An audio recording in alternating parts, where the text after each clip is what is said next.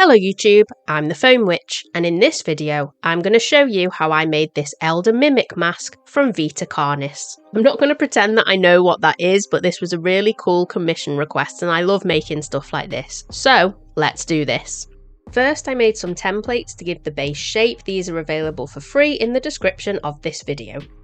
Once all the pieces had been cut out of 5mm foam, they got stuck together with specifically for foam hot glue sticks from Tiger Supplies, and all of the seams sanded with the Dremel. The base of the mask looked like this. To give this mask the texture like in the reference photos I covered the whole thing in foam clay. Covering the whole thing also helped to hide any messy seam lines. Once the whole thing was covered, it looked like this. Before the foam clay had a chance to dry, I took some sculpting tools and sculpted in these lines over the kind of nose area. And this is how they looked once they were all sculpted in. Using the foam clay again, I then added these parts, which are either teeth or gums, I'm not really sure. Although I wanted this mask to have some texture, I did want to sand down the edges of where all the foam clay joined up, just so it was a little bit less noticeable that it was all put on in little bits. This was just done by hand with some normal sandpaper.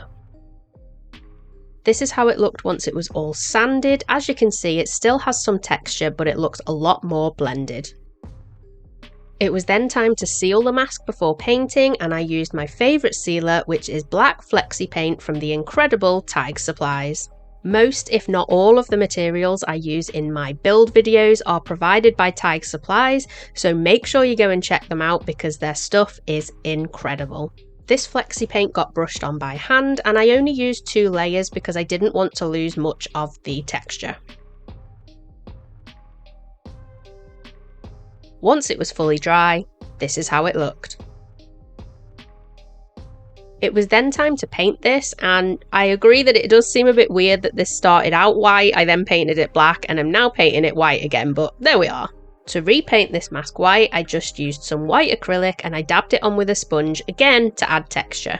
One good thing about dabbing the white paint on a black base is that some of the black paint will show through underneath because this mask isn't really a pure white colour.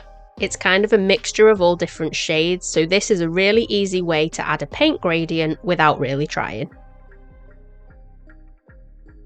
Following the reference photos I had, this also had a kind of pink tinge to it, so I mixed some light pink and then I dabbed it all over the mask, brushing some away so it only left a little bit of paint. Blending the paints in this way gives the mask a much more organic look.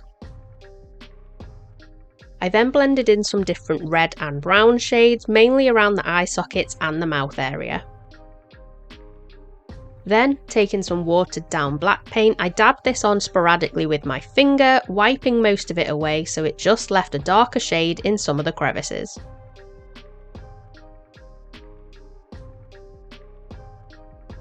This is how it looked once I was happy with the blending and shading. I then repainted the teeth/gums with different shades of pink and white to match the reference photos.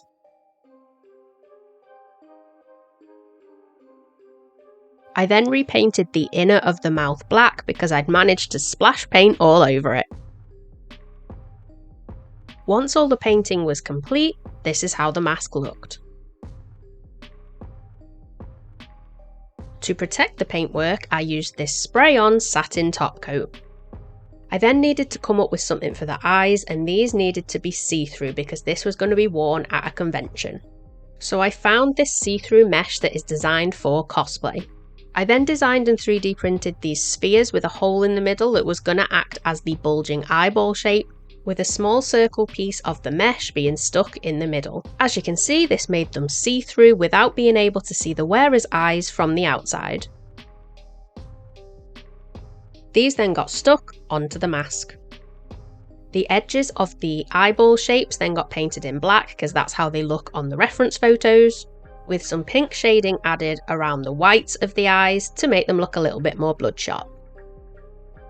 To give the eyeballs that glossy sheen, I painted on this flexi paint gloss top coat. This got brushed on by hand and I think I used 3 layers.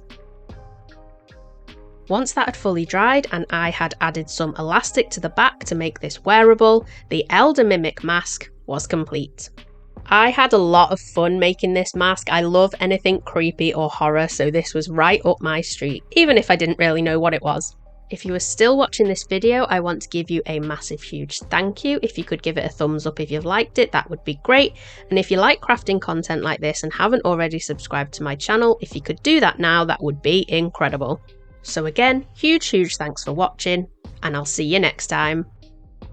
Time to give a shout out to my channel members. I still currently only have one, but I appreciate you so much. If you are interested in becoming a member, check out the tab on my channel. Any and all support is so appreciated, and it keeps me making the videos and the free templates for this channel. So a massive huge channel member thank you, and I'll see you in the next video.